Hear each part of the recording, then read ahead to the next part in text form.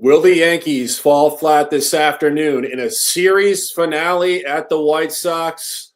Will the Dodgers hammer down on the Mariners late night in Los Angeles? Find out now on MLB Bases Loaded.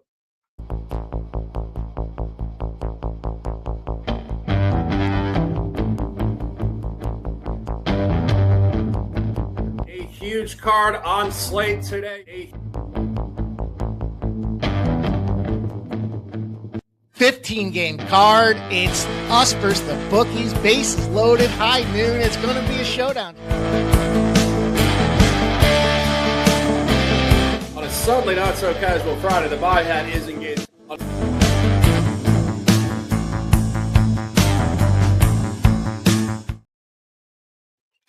Two questions posed, answers to be found. It is Thursday, July the 30th, 2026. MLB Bases Loaded. I'm the Shark. He is Mikey Money. Mike, what's going on this morning? Man, we are looking to get after it today, you guys. It is Thursday. It is a great day to win. It's almost weekend mode, man. Thursday's connected to Friday, if you didn't know, Shark. And then Friday, we roll right in, baby. It is TGIF mode into the weekend and a big UFC stream that starts early. So it's all good, man. We got ourselves bases loaded. If you guys are new here, this show breaks down every game, every way, sides, totals, player props, trends. We look for the best opportunities for you guys to get paid. And we did that just yesterday. We started off with that RBI prop at plus 165. We cashed some big plus money along the way. Sadly, did not get the Rangers win. And man, some big juice layers on Twitter, apparently. Minus 180s and 185s were locks, and everybody knew it. But, sadly, you can't win if you don't score runs. And, listen, them boys, look, they only gave up 2 home runs in the first inning, but they just couldn't do anything else to recover from it. And that's the way the cookie crumbles. But hey, we followed up with a big bomb of plus 180 on Kansas City. And I think we got a couple in the works today. Kicking off with the early game, I put a short out there. We already have I'm okay with the pitching change, but we'll talk a little bit about that here as we get ready, because that game pops off right now, Shark. Yeah. Early afternoon here, getting me started with these pitching changes. A little rewind to yesterday. A couple pitching changes in the afternoon, guys. I know Mike has said this a handful of times. Pitching matchups do determine quite a bit, not the entire game, but sometimes when these pitchers do shift, the entire handicap goes out the window. So, guys, if you're betting my play specifically, please do bet listed pitchers. As you guys know through my breakdowns, very pitcher-centric for my handicaps. Just want to make that point because some of these games really do kind of go out the window when the pitching changes. But that all being said, guys, it is Thursday afternoon, early afternoon on the East Coast. If you guys are at lunch, get in the chat and hang out with us. If you're at home, maybe tell your wife, take the dog for a walk. I got to shoot the breeze with the boys about baseball. And if you're on the West Coast, get your coffee and let's talk some ball. It's suddenly not so casual. Thursday, the final Thursday of July of 2026. Big card in our hands, 10 games, matinees, getaway games, bunch of stuff going on. Let's get down to business. Let's go to the streets of Tampa Bay, going off in about 3 minutes. Rangers, Rays. Final game of this series. These teams actually do play in early September. This is not the final game of the season, but here we are. McClanahan against a bullpen game, Mike. What's going on here? I think that we've got ourselves another dog opportunity is what we've got going on here. I gave this one out, so I shot a video this morning, you guys, and look, win or lose, I'm going to ride with it. We don't delete anything around here, so if it doesn't get there, just go comment. Let me know after the game if you're going to tail or fade it, but this is one of them spots. So Shark and I do have a philosophical difference around the starting pitcher. I like action. I don't give a fuck who the starting pitcher is. I mean, look at what would sway me on a starting pitcher, Shark? I'm taking Chris Sale minus 1.5 at minus 300 spots, right? Like, okay, if Chris Sale's not in, I'm not laying that juice, and I do want that bet canceled. But I'll use this game as an example. First of all, the peripherals. Texas comes into this thing after getting shut out. I just talked about it. They won the game prior. What was it, 4-1 or 5-1 final, I think the score was. They pretty much led that entire game, so 9 full innings. They had 1 bad inning, and then they shut him out the rest of the way. So of 18 innings of baseball, the Texas Rangers have had, 17 of them tied or better. And so I'm not willing to go away from that. And so now you look at it and say, okay, well, Eovaldi's out, and who's this Wynn kid? Well, guess what, Shark? This ain't no slob, man. Mason Wynn comes in here, and guess what his deal is? Number 1 draft pick in the bullpen. I'm sorry, not Mason Wynn, but number 1 pick in the draft pen. Cole Wynn, excuse me. Let me give the man some respect. He comes in here. This guy was drafted, and it's not like one of them 15th round sluggers. He was drafted in the first round, 15th overall. Orange Lutheran High School in Orange County, California here. Give me an opportunity to take this guy. And I'd be pissed off if Eovaldi was out and the line moves a couple of cents and this game got canceled because now Cole Winn comes in. It's not the 15th, whether they go bullpen or not. This is a first round prospect in their bullpen. And guess what? It's right before trade deadline time. So are the stakes high for this guy? I think so. I'm going to take the Texas Rangers. I think that you come off that shutout there and you give me a plus 162 price. That's where I'm going. Yeah, no, I absolutely knew you'd be on this take. And I was looking at the Rays, and then I said, I'm not going to fade Mike in the morning here. I'm not trying to see fireworks just yet. But I don't have a side in this game. I would lean towards Texas. However, I do think it's a sharp take. Looking at McClanahan's actually 8-1 at home. So to fade this guy is a tall task. But his only home loss was against Kansas City. And he was favored right in this range, 2-1. The game was kind of an outlier, but I think if you're going to see an outlier, why wouldn't you see it at 12:10 on a Thursday afternoon? This is kind of open season for insanity. And just going back to yesterday, guys, if you followed those games in the afternoon, I mean, insanity is the proper vocabulary word there. And talk about that game against Kansas City. He gave up 6 runs, 4 unearned, and 3 home runs. And if McClanahan's going to get beat, it's going to be because of funkiness like that. The defense behind him making some errors, unearned runs, and, of course, multiple home runs again. It's not going to be long-winded on it, Mike. We going first pitch right now. I have the scoreboard up.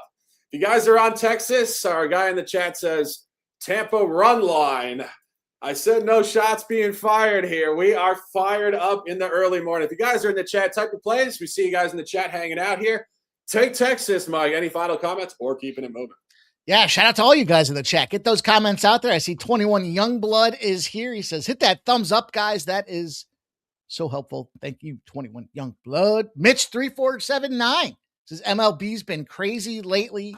Shout out to Kelly V in the house. Robert McCormick says, Rays first 5 on the run line there, minus the half. Don Legacy going for the big score as well. Looking forward to watching this game. I'm excited. Early afternoon baseball, man.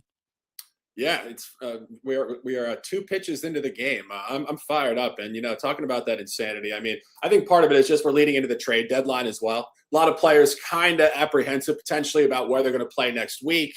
Is it an audition? Are they going to stay? Really, this applies to all sports. Pre-trade deadline, we do see some insanity.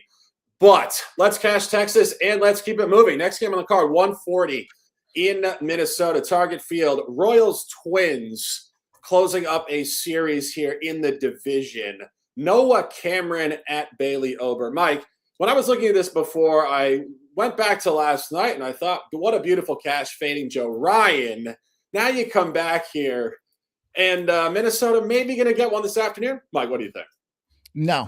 I told you guys yesterday, I was pissed about that. I told you, of all the games that were out there, I was absolutely angry about that Kansas City spot the night before because it was just a bottom of the 9th clunker and 2 outs, right? So what are you going to do? It happens. Lewis gets that's what Lewis does. When he's either injured, he's like Mike Trout Jr. He's either injured or he's slagging home runs in there and screws up your ticket. So that was the under. Yesterday was a cash with Kansas City. That was the big one. That was, what was it? Plus 178 and sound advice behind why to take it. And I think you do it again today. Uber's been an over, we've known that in his history.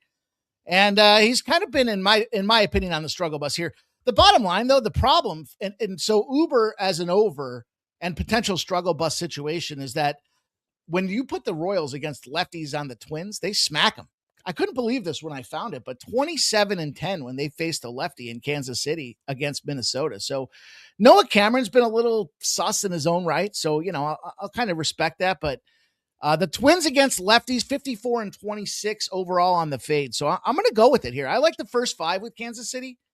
This line, for what it's worth, 74% of the bets, only 61% of the cash. So a little bit of sharper money, a little bit of good money coming in on the Kansas City Royals side of things at plus 123. That was late movement. So they like this number now. It's kind of hit that trigger point for them, but I'll take Kansas City first 5 plus 110, and I'll circle back on the full game plus 123.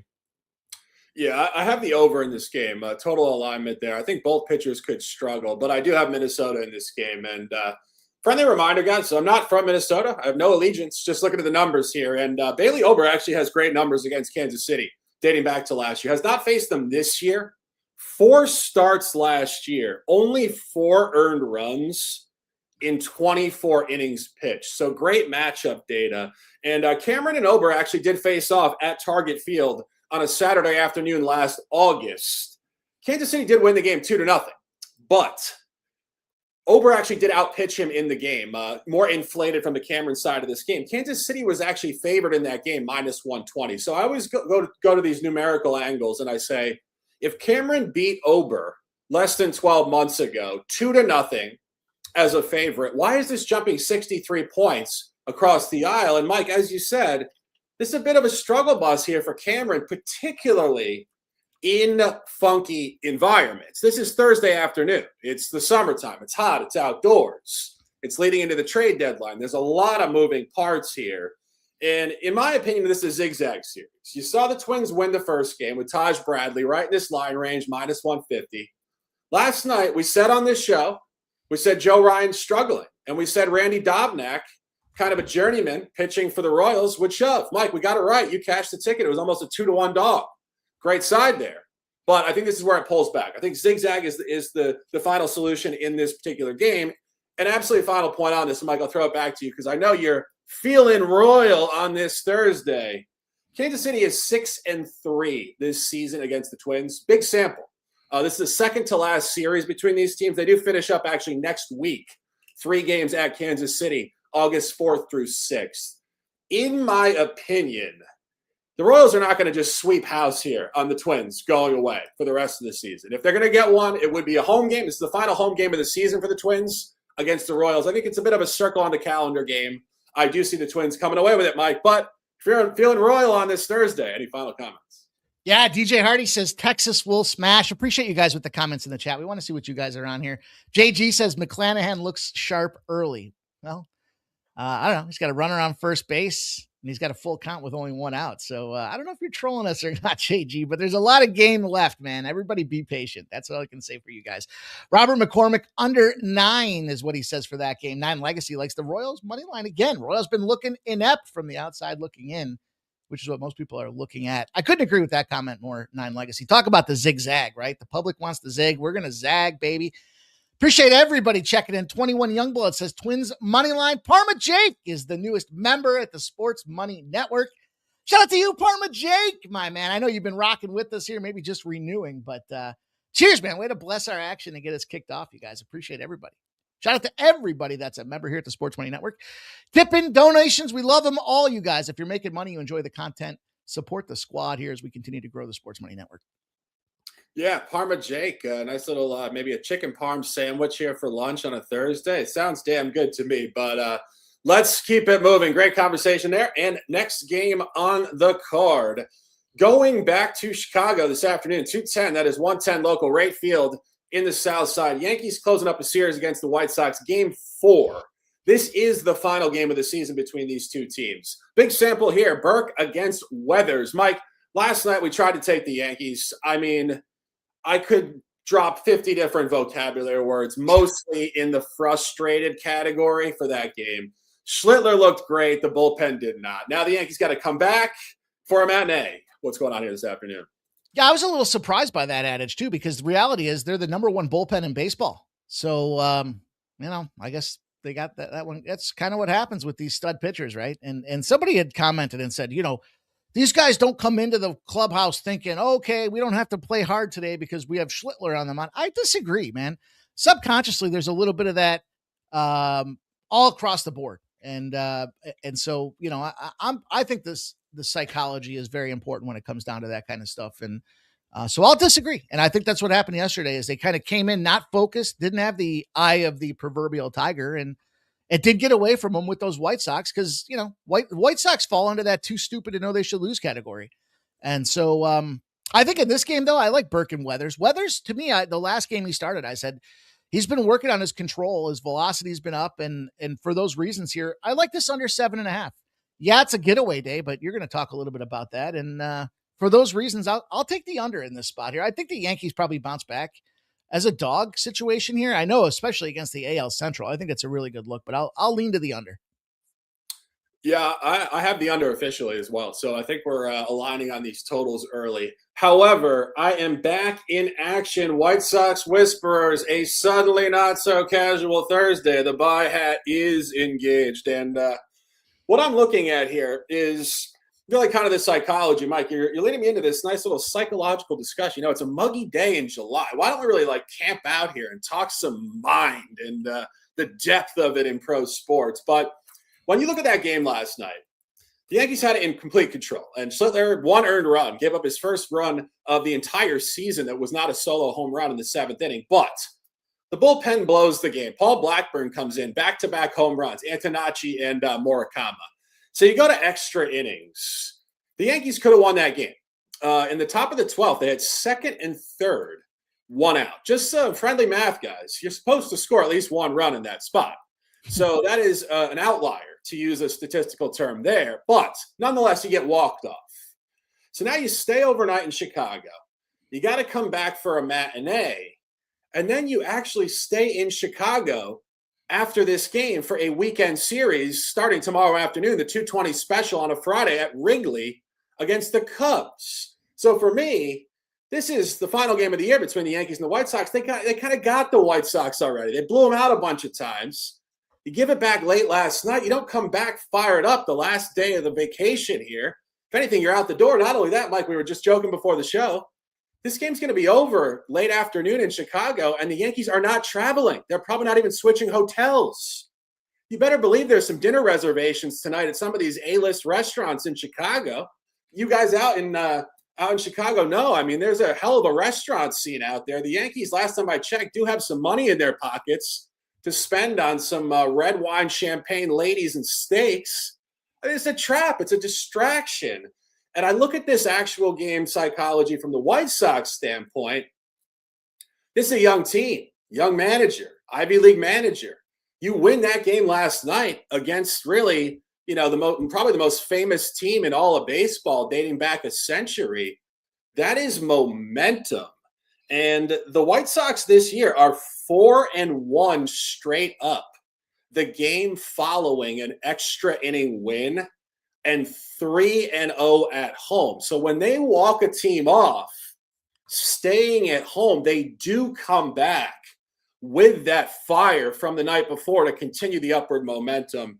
And final point on this, we do have good matchup data. The White Sox and the Yankees did meet at Yankee Stadium in May, and Sean Burke did pitch heads up against Ryan Weathers, beating Weathers 5-1 on the road. And Burke looked absolutely elite in the matchup, only giving up one earned run in 7 1/3 innings pitched. Weathers is coming off a great start on the road. He is a bit of a zigzag pitcher. I think he could struggle a little bit. I do see an under. I see the White Sox winning this game somewhere in the range of 4-1 or 5-2. We're back in action. The buy hat is engaged. If you guys are in the chat, our guy says, best food, best women in the country.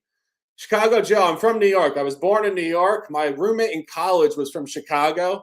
I'll tell you this. I went out there with a bias. I thought Chicago's going to suck. I love Chicago. It's an incredible city. I totally agree with you guys. Highest vibes of any city I've ever visited in this country outside of New York City. Chicago, let's get it done this afternoon. Let's cash. Mike, any further thoughts or keeping it moving? Yeah, you triggered me to take the Yankees, and it has nothing to do with the buy hat. You know what it has to do with? This is normalcy 101. And what I mean by that is if you're the Yankees, you're at home, you got a game tomorrow, you're not traveling, you're sleeping in your own bed. Yes. But you know what happens? Your bullpen schedule's the same. You're not packing a bag to go anywhere else. So business as usual for the Yankees, plus a bonus in the fact that they're not moving anywhere. So they get to go back. Their schedule probably looks identical with the exception of maybe the excitement, the little boost, the morale booster is, hey, we're going to go to Maple and Ash. We're going to tear down a fucking 36-year-old Kansas City ribeye the size of my head. And everyone's excited about that. So I'm going to take the Yankees in this spot. I'm going to go back to them just based on that fact that you kind of triggered it with me there, talking about the normalcy and not having to travel, not having to move, probably staying at the same hotel and Their schedule probably looks, I bet you look at their schedule, it looks almost identical, with the exception of it being an afternoon game. Whether they're home or away, I bet you all their scheduling looks the same. So we'll see how it plays out. Yeah, I think I triggered you because the hat is just so beautiful, and you want to go. I like the hat. I like the script print. I just want to go to the dark side of the evil empire in Chicago. Mike, just feeling those grimy vibes here this afternoon. All right, Mike, take the Yankees. We'll talk about it later. White Sox, turn the hell up. Let's go. Next game on the card. More afternoon baseball. Staying in the center of the country, Cubs at Cardinals. Really interconnected conversation here, actually. We just told you the Yankees are playing tomorrow afternoon at Wrigley. That means the Cubs are coming home tomorrow to face the Yankees at Wrigley. They finish up a long road trip here, 7 straight divisional games, and an extra innings loss last night, Mike. Can the Cubs bounce back this afternoon? Yeah. Yeah. You know, what a popular pick I had yesterday, giving out the St. Louis Cardinals. Everyone's like, what are you doing? Oh my God, you would have thought the fucking sky was falling. And they got it done. I mean, it was epic, you know. So we talk about all those bad beats. I was banking a good one out there, and that bottom of the 9th situation there for the Cardinals felt good to see that thing come through. Ironically enough, I was backstage with my guy at Razor Sharp Picks. 2 big things happened. We were working on some graphics. We're going to do a nice graphics overhaul for the shows going forward, and 2 big things happened. Jeff's home run of the day, the dong of the day, if you will, cashed at like plus 585. He put that video out there a couple hours before the game. And then about a minute later, the St. Louis Cardinals get the win in walk-off fashion, but they're home. And that's a problem for Palante. And I think Assad, look, we talked earlier in the season as a bounce-back squad, the Cubs are man. They get it done. They fire back. And Assad has great numbers. In fact, the Cubs, if they lose a game in extras by a run as a small dog, they are, over the last 22 seasons, winning at 65%. After a loss in the last 2 seasons, you want to drill in, they're winning at 60%. On the road, loss in a day game, they're winning at 63% over the last 7 years. So it's too much for me. I'm going to take the Cubs. I'm going to take this price. I like a sweet little pucker. We're talking about the Chicago Maple and Ash. You want to get me a gift card to Maple and Ash, maybe I'll make a trip on out to Chicago here, but plus 104. I'll take a little spot here with the Cubbies. Yeah, I got to get out to Chicago and have some good food as well. I mean, I've heard just incredible things. Honestly, I haven't eaten in enough restaurants out there because I used to go out there with my college buddies and we would just go to the bars and the games. But a little more mature now, I think that could be a good trip. But Mike, you know, I have this beautiful red corduroy hat here, and I'm going to put it on. The buy hat is engaged. And guys, this is psychology. And I don't know. I just see certain things psychologically that maybe others do not see. And I see a terrible spot here for the Cubs, guys. This is the 7th and final game of a long road trip, all divisional games. At Pittsburgh for 3, at St. Louis for 4. And St. Louis is their biggest rival in the entire sport. Same exact conversation we just had with the Yankees. 4 games set, Cubs win game 1 and game 2. And same thing happened last night. They got walked off in extra innings by the Cardinals in epic fashion. It was pretty egregious, if we're being honest. PCA hits a 2-run shot, top of the inning. In extra innings, when you take a multi-run lead, you expect to hold. 1 run is default. Multi-run should be a win. They shouldn't have given that back, but they did. Now the Cardinals come back with a momentum. And truthfully, Mike, you know, if you were going to fade one of these takes from me, I actually don't mind the Yankees take because, as you said, they're staying in Chicago. The Cubs now have to come back after getting walked off. Quick one here in St. Louis before traveling on a plane back to Chicago for a quick one, a matinee tomorrow against the Yankees. And Mike, you talk about traps. This homestand coming up for the Cubs is their biggest one of the entire season outside of the division. They play the Yankees for 3 this weekend. And then who comes in next week, early week? The champion Dodgers. JPZ should know that. So talk about, yes, there's travel. We kind of predicate the entire show on the acknowledgement that there's a lot of games and a lot of travel. But this spot for me is an absolute dead zone spot. And final point on this. Andre Palante is actually 2-0 against the Cubs this year, both as a dog. So follow me on line functionality here. He wins as a dog. He wins again as a dog. He was actually on the receiving end of the win at that game that David Peterson coughed up 10 runs in his first start at Wrigley. Now he's a favorite.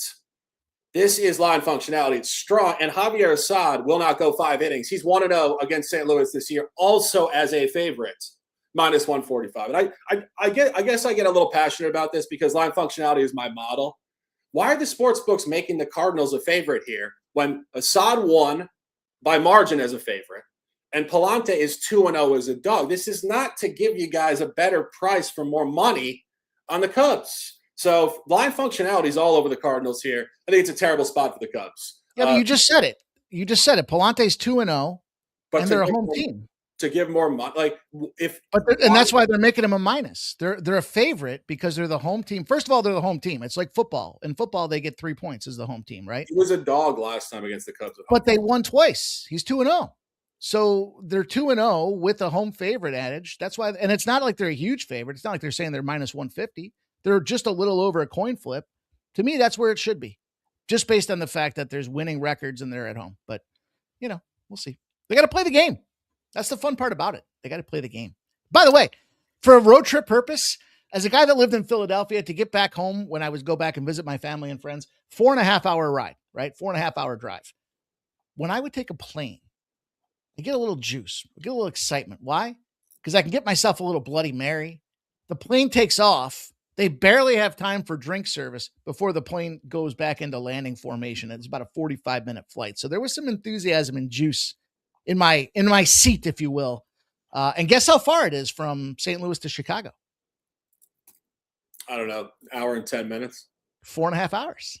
So you get that 45-minute plane fare up and down, baby. Grab a cocktail and we'll be home before you know it. So I don't know. I will see. A plane ride from St. Louis to Chicago has got to be like an hour, I would imagine. Yeah, it's basically the same as it was from, Philadelphia to Western New York. Right. Yeah, like an hour. Yeah, so 45 minutes up and down. 48 minutes is, I think, what the actual airtime was. But hey, we'll see. They got to play the game, baby. That's what makes these things so exciting. And it's afternoon, so who the hell knows? No, I agree. I also, last thing we'll say on this, we got a limited amount of games here. Team is 54-54, favored against a team that's 14 games over 500. Stinky line, in my opinion. Why is the better team an underdog here? I don't know. We will see. We're getting really fired up here, guys, on an afternoon in July. If you guys are in the chat, if you're taking the Cubs, best of luck. I am certainly fired up for Cardinals baseball this afternoon. Next game of the card, we're going evening baseball, 7 o'clock in Atlanta. Nationals at Braves. ESPN game here, actually. Truist Park. Jake Irvin at Grant Holmes. Irvin coming off the injured list. Has not pitched in 2 months. Braves coming off a doubleheader yesterday in Queens, Mike. Tough spot maybe on both sides. What do you think of this one? Yeah, I agree with you. This does feel like a really difficult situation. I mean, on the surface, I don't want to drop a $156, right? So that's my initial thought is, well, I lean to the Nationals. Plus, we know offensively, the Nationals are hot, man. They're one of the hottest teams in baseball, regardless of their record, and that's because their bullpen sucks. That they're a pretty explosive team. So, where I chose to kind of isolate this thing, and it's, it's a tricky spot because at first glance, I want to take the under. I want to be on the Nationals in the under. Then I saw the 9.5 and I said, all right, you know what's going on here? Let's dig deeper. And you got Jake Irvin. You got one of the best offenses on top of that in Atlanta. So off that doubleheader with the rain delay that was inside there, it's tough because you look at isolated power. These boys are hitting the Atlanta Braves since the All-Star break. So I'm going to take the over. I'm going to take the over 9.5. I didn't want to do it at first, and I had to kind of talk myself off it. Not just talk myself off it, but move myself in the other direction. And, Grant Holmes, he's allowed 6 earned runs over his last 10 innings, and he's given up 13 hits. So we should see plenty of juice on the mound out there. Drake Baldwin. Let's take a look at Drake, man. This guy for hits, runs, RBI props, I think are good here, but I think an RBI prop for Drake Baldwin. I gave you one yesterday that cashed in the first inning. Why not? Why can't we do it again here? I'm just looking to see what the price is for Drake Baldwin. Plus 141, Drake Baldwin RBI as well. So I like the over and I like Drake Baldwin RBI. Yeah, I keep saying I'm going to order a Nationals hat. I need to. My hat would be engaged if I owned one. Love the Nationals in this spot. My guy in the chat says best bet Nats money line. Robert says Nats first 5. I think we definitely agree on this one. This is just a really good spot for the Nats. I think notably also a terrible spot for the Braves. You get a doubleheader yesterday in Queens, as we said. Let the final game of the series yesterday kind of tell you where the Braves are. They won the game 1-0. It was the Chris Sale show. There was absolutely nothing going on with the bats. They're fatigued, clearly. And you look at Jake Irvin in this spot, as I mentioned, coming off the IL. He hasn't pitched since late May, but you talk about great data. His last start before the injury was actually at Atlanta against Grant Holmes. And he did pitch great in the game. 5 innings, 0 hits, 1 walk, 0 earned runs, winning 2-0. And he has pitched great against Atlanta twice this year. The only other start was a home game, 5 innings, only 3 earned runs. So great matchup data. You talk about the line here. In that game on Saturday, May 23rd, Holmes was laying -175. So same pitchers, same stadium, 20 points shorter. The books like Washington here, and Grant Holmes struggling, getting away with it. Last 2 starts, very inflated. This guy's kind of a journeyman. He's 30 years old. He's not really a high prospect. He got into the rotation due to sustained injuries within the Braves pitching staff last year. I think this is an absolutely great spot for the Nationals here. They will win fairly comfortably. Take the Nats and let's cash. Keeping it moving down the line here. More evening baseball. More divisional baseball. A lot of divisional games on this card, actually. Series openers. Marlins Mets in Queens. Yuri Perez at Nolan McLean. Mike, we're really getting into a great data here. Just packed with information. What do you think about this game? Yeah, let's take a second, if you guys haven't done so already, to acknowledge what the boys are doing here. The chat, the community, everyone's on fire today, man. It is fired up for a Thursday. Ask you guys to take a second, smash the thumbs up button. If you're watching us on the replay, comment below. Let us know if you're going to tail or fade. Tell us your best bets, your favorite spots. But the least you can do for us, guys, is smash that thumbs up button.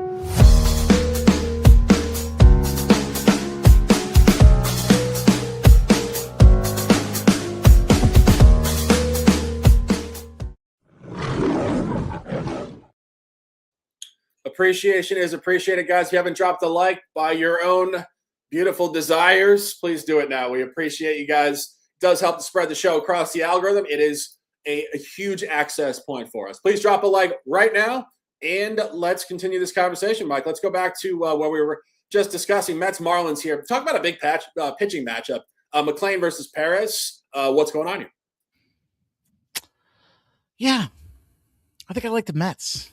You know, we like to fade the Miami Marlins in game 1 of a series. There's a couple things. You know, same thing for me with you. I was looking at some of the NFL football rules. I tell you guys this, and I'll say it again as a best bet. At the end of the season, take 30 minutes, take an hour, you know, kind of get in a Zen state if you can, or whatever the case. But if you like fucking listening to brat music at a fucking high octane, do that too. Point is this. Write your notes. What worked for you? What didn't work for you? And you'll grow as a capper, because when you start the following season, you don't have to learn the same lesson again, right? That's where the expertise comes into play. We talk about, we use tools, technology, and experience to try to make informed betting decisions. And that third pillar is probably the most important of all, is you got to learn from your lessons here. And what I've learned in football, and I think it's the same in baseball, you just had a divisional game. A divisional series in this case. There was a lot of effort poured out there to take down them Philadelphia Phillies, despite what you might say about the Phillies offense potentially being broken right now. But add some travel to it here. And the Mets, yeah, they came off a divisional series as well. But the Mets have been so bad and broken that you got to expect them to fire back. And we joked about this a couple weeks ago. They're the New York McLeans. So I'm going to go with the New York Mets in this spot there. And I encourage you guys to take a second to think about your infallibles. What works? What doesn't work? Write it down. Make a note. Give yourself a little reminder. Set a tab up in Google Documents there, and you can even set a reminder so it pops back up March 1st of next year. You don't have to do much heavy lifting, but you do have to take a second to jot your thoughts down there. And that's one of my thoughts there is second spot off a divisional game here. Let's take the Mets. Let's see them go out there and smash them around a little bit. Yeah, this is a tough game for me. I wouldn't disagree, though. McLean at home, if you back this guy, you want to back him in the division. He's actually been abysmal this year home outside of the division. He's 0-4 last 4 against non-divisional opponents. I believe he's only got 1 non-divisional win all year. Yeah, it was against Detroit on Thursday, May 14th. He's running about a 10% win rate outside of the division. But his last 2 home starts in the division, he did beat Atlanta 7-5, and he did beat the Marlins 10-1 on Sunday, May 31st. Great numbers in the game, only 1 earned run. The only reason I'm not on the Mets here officially is because Perez is also 1-0 against this opponent this year. Also very good numbers, 1 earned run in a 2-1 home win for the Marlins Friday, May 22nd. We're not even making stuff up when we say it's the New York McLeans. I mean, he's their best pitcher. Not only that, if they make some moves, he's one of the only untouchable guys on the roster at this point. We're talking pre-trade deadline here. He's an absolute genius. He has so much spin on his pitches. And we have seen Perez struggle on the road situationally, particularly in the New York market in his career. Our guys in the chat looking at the Mets, sharp stuff there. I would go towards the Mets with a free play. Have not got there yet officially. Mike likes the Mets. Any further comments or keeping it moving? No, appreciate you guys, man. I see our guy in the comments there talking about the Nats first 5. Bobby Mack in the house. 9 Legacy likes the Nationals as well. And 9 Legacy says Metropolitans. It's good stuff, man. Appreciate you guys sharing your thoughts here, man. Of course, make sure you check it out. 9 Legacy. Post every show. He's dropping his 9 Legacy parlay of the day. And don't want to miss out, man. My man's giving you guys the looks to beat the book. So shout out to you, 9 Legacy. Appreciate you being here with us, dude. Yeah, and just one final comment on that game in terms of these records versus the line. The Mets are 17 games under 500, and they're favored over the Marlins, who are 1 game over 500. So not saying that's literally the best way to handicap always, but that is certainly a noteworthy line. Leaving it at that, and let's keep it moving. Next game on the card, also divisional baseball, series opener in Cincinnati tonight. Pirates-Reds opening up a 4-game set over the weekend. Ramirez at Lauder. I believe this is a bullpen game for Pittsburgh. Rhett Lauder not looking particularly good here, Mike. What's going on here? I'll tell you, I'm going to go Pirates. I'm going to go Pirates because of the way I had these guys ranked at the start of the season. So another thing I like to do is take a look at rankings and make your own. Whether you're right or wrong, you can quickly adjust them and edit behind there. But bats, and bats, and that's what Pittsburgh's got going for him here. So Yohan Ramirez, had to look it up. And I'm glad I did because, frankly, what you look at his ERA at a 3.21, and you wonder how long is he going to get going in this thing out there. And you love talking about these guys being from the Dominican Republic, but I talked a little bit about that pitching spot when it came to the Texas Rangers side of things here. This dude drafted, not sure what we're going to get out of this guy or how long he's going to go. My guess is he's an opener. But I still want the Pirates. Cincinnati Reds have just been lucky as F. And I'm ready to fade them right now, man. I'm ready to get in this Pirates business here. I think the next, I told you guys I want to fade Tampa Bay. We'll see how it works out. I want to buy Pittsburgh in the next couple of weeks here as we move trade deadline and then to the second wave of trade deadline as well, Shark. So I think it's a low price. I think they're on the road and they're being shown as a favorite with a Cincinnati team that finds a way to get runners on base and explode on offense. Let's take a shot and fade Lauder. Yeah, I would agree. My official play is going to be the over in this game. I think you're going to see a lot of runs. The Pirates yesterday let us down in the middle of the afternoon. They got shut out. I was unenthused. And, Mike, fortunately, it was yesterday. It's not today. We win or we learn. We learned. But what we do know about the Pirates is they do tend to bounce back off of shutouts. And it's not automatic, but I do think Rhett Lauder is the facilitator here tonight for the Pittsburgh Bats to explode. His only start this year against Pittsburgh was a road start on Saturday, May the 2nd.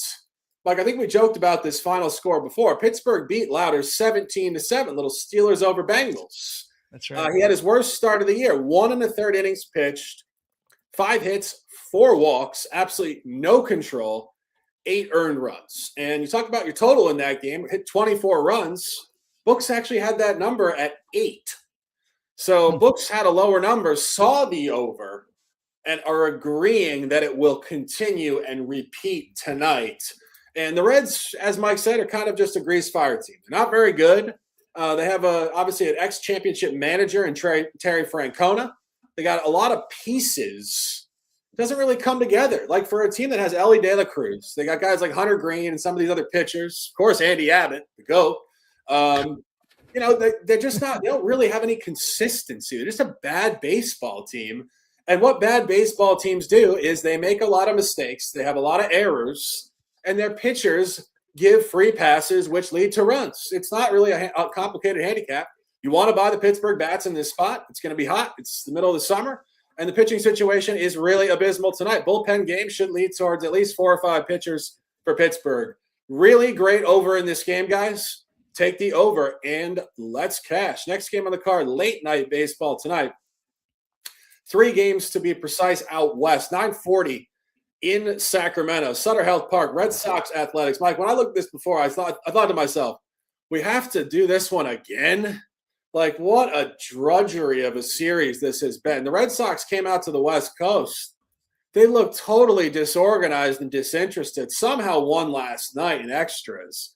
But, Mike, you talk about a team that is so hot and cold, winning 15 in a row, then coming out to the stadium and looking dead. What's going on here tonight? This team, it's funny. It's like I was thinking about it as I was thinking about defining the Red Sox. It's like, why can't we have nice things, right? They get a nice hitter out there and the guy gets fucking hurt right away. And then on top of that, he breaks his wrist.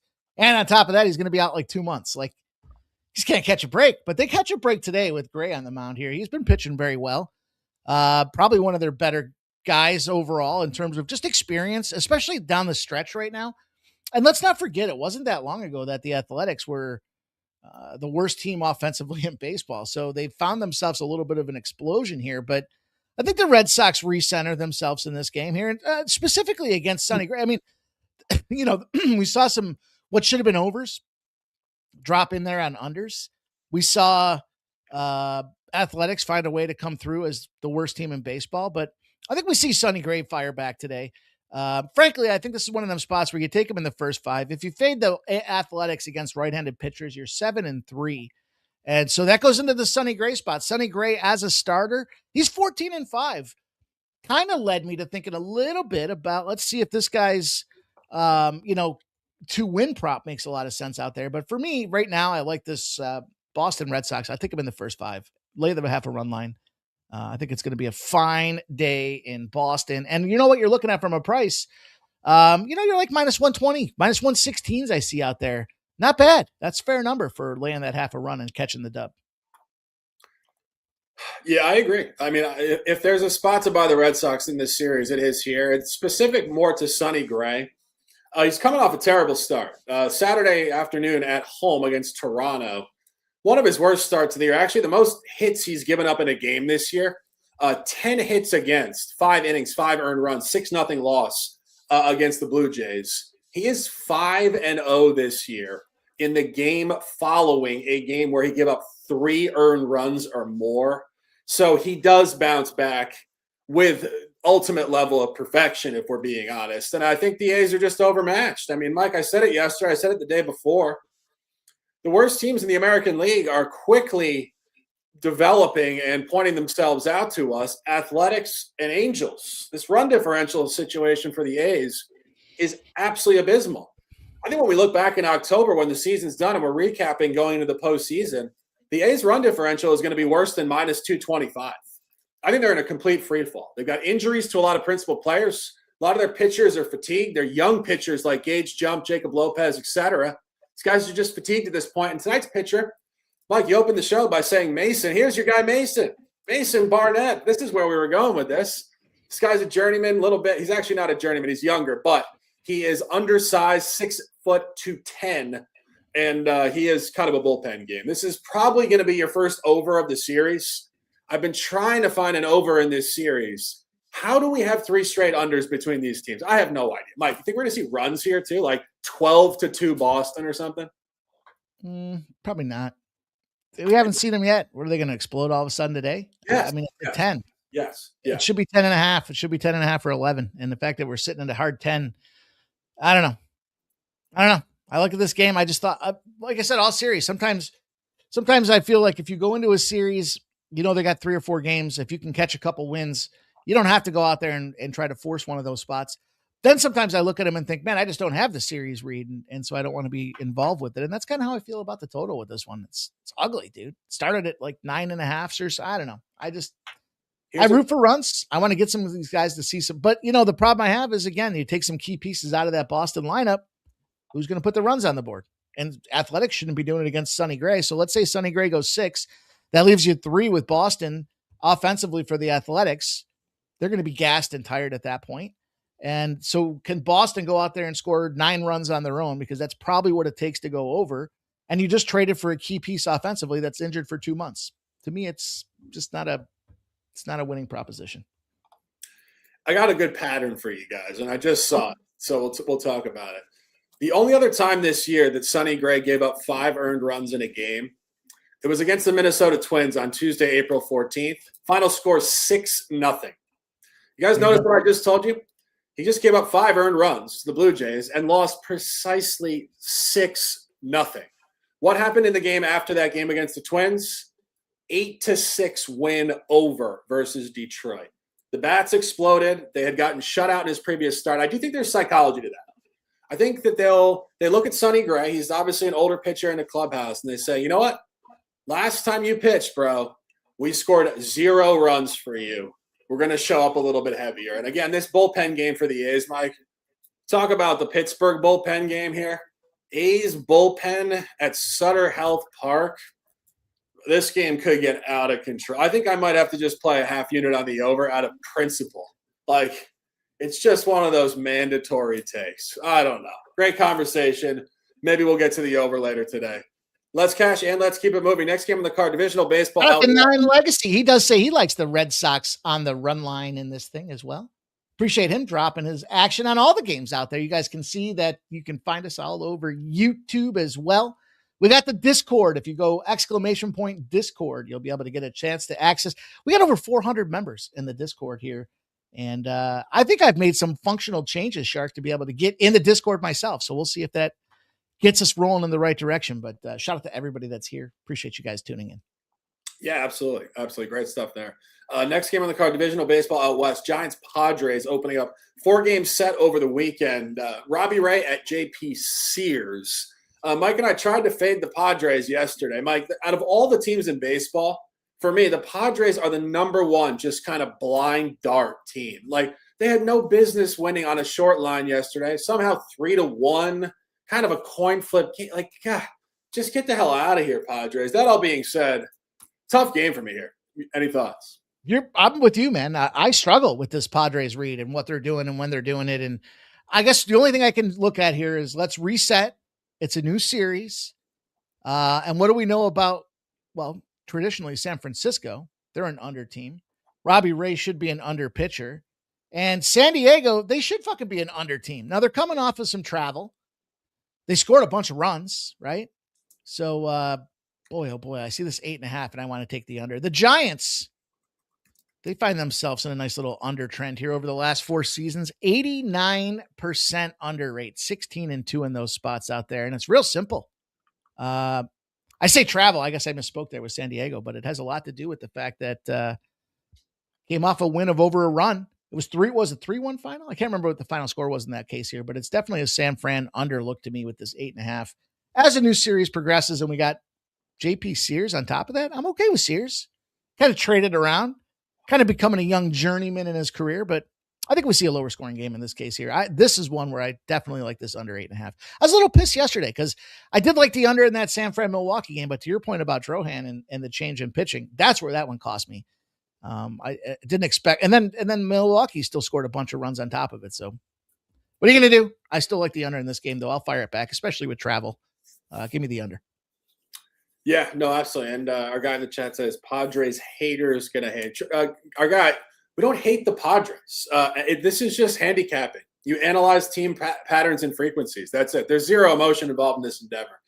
Guys, when you get into this endeavor, do your best to leave your emotions out the door. This is an objective environment. We don't hate anybody. We actually love all these guys. They're incredible athletes. We're just analyzing what they do. Anyway, keeping it moving down the line here. Final game of the card. Also a getaway game. Prime time here out in Los Angeles. 10-10, 7:10 local, Dodger Stadium. Mariners, Dodgers. Final game of the year. Mike, I don't know what I was doing yesterday. I kind of tried to get cute with the +1.5. Edwin Diaz almost blew the game to get back to a 1-run final. Now we get Brian Wu on the bump at Sasaki. I think Jay Peasy's probably still in the chat wondering if I own a hat. Maybe I do, Mike. I don't know. What do you think's going on? I'll tell you, definitely shout out to the Mariners for firing up. That just goes to show you when we talk about like Texas and this division is open for business. And Sasaki's a guy I don't mind fading. You know, he's been on the struggle bus himself. So I got to look at this game a little bit more. I got to sit with it. I'm inclined to take a shot with Brian. Woo! We like to get involved in the woo business here, but kind of thought some runs, you know. There's a couple formulas that show this thing being over. My problem is this doesn't grade very high for me with the Dodgers overs. Brian Wu, though, on the road, he's been an over pitcher this season. He's got 8 straight overs in his arsenal right now. So that does concern me. And I think for that reason, I'll probably look to runs. Right now, the guy I've got graded high from a batter versus pitching matchup is Freddie Freeman. That's another feller. I kind of like his hits, runs, RBIs. I like his RBI as well, especially if we're going to be in a situation where we do see runs. Freddie Freeman in the RBI business, you guys, that's a +165. That's a +170 is one of the best numbers you can get out there, ESPN bet. So let's go with Freddie Freeman. Let's take the over in this game. Yeah, so as I said, I do own a Dodgers hat, and it is engaged tonight. This is a big dog spot. Take the Dodgers in this game. And, Mike, the best thing about Brian Wu on today's card is your pronunciation of his name. That was incredible, but this guy is not a road pitcher.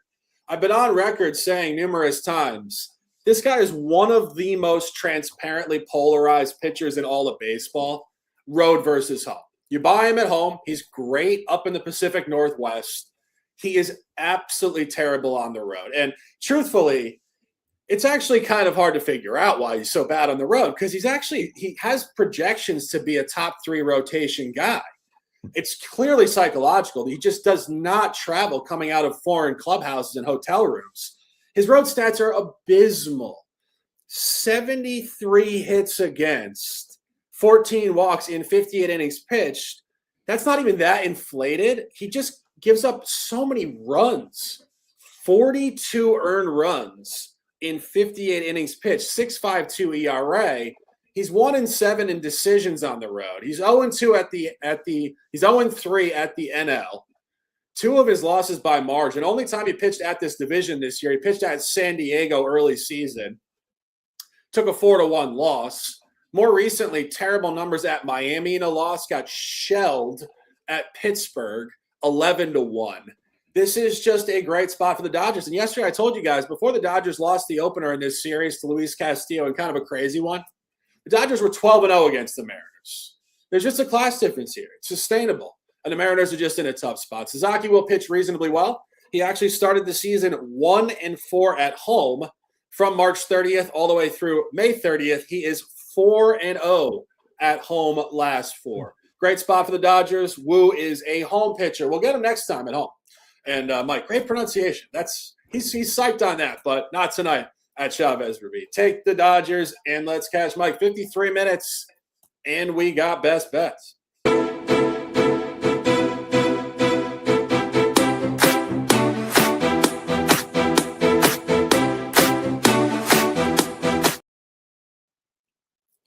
Absolutely, you guys. Vibes are high for a Thursday. I'll shout out Razor Sharp Picks.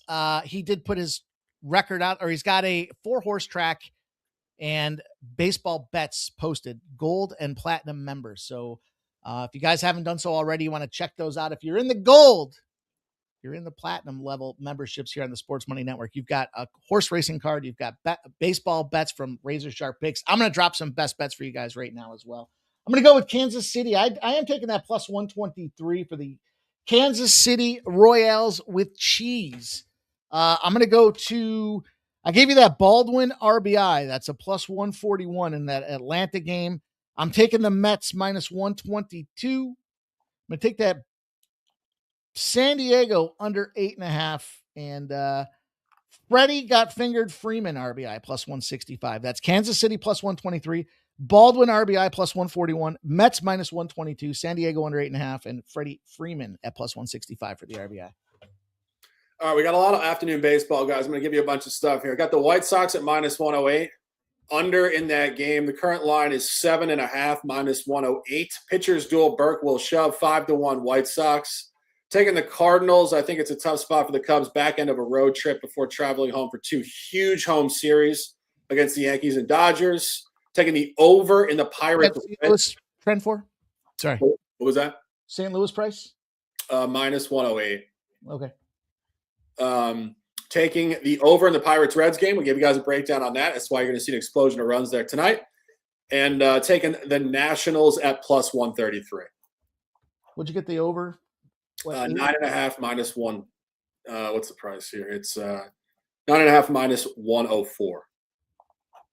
Saves me the time from going back and having to scrub it a couple of days from now. So that's it, my man. You know, it's a short card and there's a lot of afternoon baseball. So I'm good to just punt on the parlay for today and come back and do it tomorrow. Is that good with you? Yeah, perfect.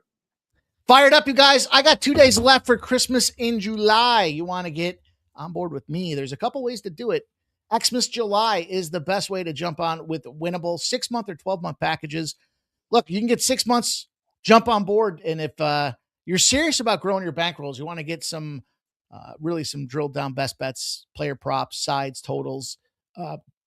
We scrub the card throughout the day, kind of finalize the card by the evening, and you'll get those plays over at Winnable. So it's like, I think $100 for 6 months out there if you use Xmas July. Best price in the business. Shark's going to have it coming up for you guys with the fall season as well. So jump on board with the squad, man. Get out there, check out Razor Sharp Picks, gold and platinum level released today for the horse racing and MLB as well, Shark. And we'll be back to do it again tomorrow. Man, I'm fired up. I showed you the new graphic package. Mm-hmm. I wanted to do it today. I'll tell you guys the truth. I wanted to release it today. I was like, dude. Then I said, you know what? We already got to have everything set up for this week. So we're going to be live on Monday with some fireworks for you guys. I'm excited for it. Yeah, absolutely. I am honestly just so high in energy at this point. The show is fire. The chat is fire. The energy is unbelievable. You know, we're grinding through the summer. Most people do not. Most people kind of fall flat in the summer. We have leveled up so much across every angle of energy. And we appreciate you guys in the chat, hanging out on the daily, commenting live. And of course, if you haven't commented live, get in the chat underneath the video after the show. Leave your comments, your plays, anything you have to say. It's great conversation, first of all. And second of all, it helps to grow the show. We appreciate you guys immensely. Always manage your bankroll. Of course, baseball is pretty wild when it comes down to it. We will see you guys tomorrow. That is it for this one, the Thursday show, the final Thursday of July the 30th, 2026.